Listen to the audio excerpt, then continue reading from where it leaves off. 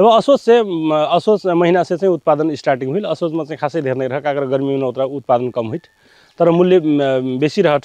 उतना बेला चाहिँ हाम्रो 250 रुपैयाँ होलसेल बेचका व्यापारी को 350 म बेचट 100 रुपैयाँ प्रति केजी मुनाफा लेट बेच्न मनै। कमलनाथ चौधरी च्याउ फर्ममा दैनिक 10 जना प्रत्यक्ष रूपमा रोजगारी पहिलोबाट कलसे अप्रत्यक्ष रूपमा करिब 7 जहनका जीविकोपार्जन यह व्यवसायमा से जोर गैलक उहाँ बटोइठ। अनि वर्कर के हिसाबले चाहिँ 10 जना वर्कर मोर कन्टिन्यूबाट बाहिर काम गर्न, काठी चिर्न, अनि पराल पकाइन, पराल भर्न, पराल धुइन, अनि तीन ठो लड़का चाहिँ कन्टिन्यू बनैठ।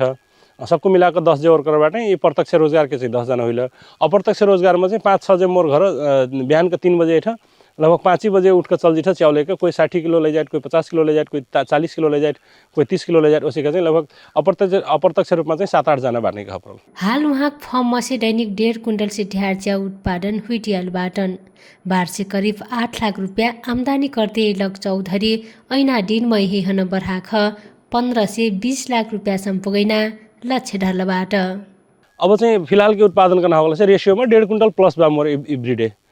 अब ये मुनाफा के आधार में चाहिँ हमन के हो 7-8 लाख रुपया वार्षिक कह परल। अब चाहिँ यह थोड़े रह ये चाहिँ बढ़ाकर 15-20 लाख रुपया वार्षिक इनकम बनेना टारगेट में बाटू में। अगिल्लो साल असों चाहिँ मोर 10 साल का टारगेट हो। इससे पहले मोर लगभग फाइनली 5 साल सम्म पुगा। अब कभी त 5 साल त मोर अब बाटो हराम। स्थानीय च्याउ व्यापारी रामाधर थारू उहाँ फर्ममा से दैनिक 30 से 60 किलोसम्म च्याउ खरिद गइख मेरमिरिक बजारमा बिक्री करते लग उहाँ बटोइठ। सीजन अनुसार हट महंगा रही वो शायद 30 केजी समा बेच जाइत 300 रुपया किलो रही तो आजकल 200 कहले से 50, 60, 70 किलो समा आउ डाउन हुई जी कहले से आउ ढेर बेच जाइत। आजकल मैं जिठू गुलहरिया बेचे पहले से गुलहरिया जाए 3 वर्ष है गेल गुलहरिया को गुलहरिया अट्टा भारी योगदान हुइल से फे राज्य से भर कृषि मीटर निपैलको कौनो फे किसिमका अनुदान सुविधा निपैलक प्रति कमलनाथ का दुखे सुबाटन। ये टमाटर काउली बंदा लौका घिरमला प्याज के खेती लहसुन के खेती करूँ तो मैं कृषि मीटर दार करना बहुत शौक रहा। मैं यहाँ दार नहीं पहले से कृषि मीटर दार का काम औचित्य हुल मैं प्रक्रिया करके फाइल बनाकर फिर मैं पेंडिंग में बा।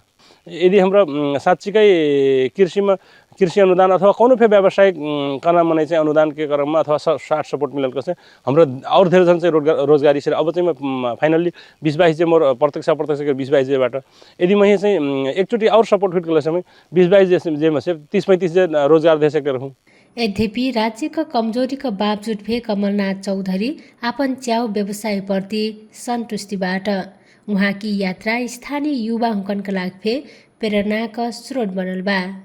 बिन्दु चौधरी, कुरबाबा FM, बाँसगढी।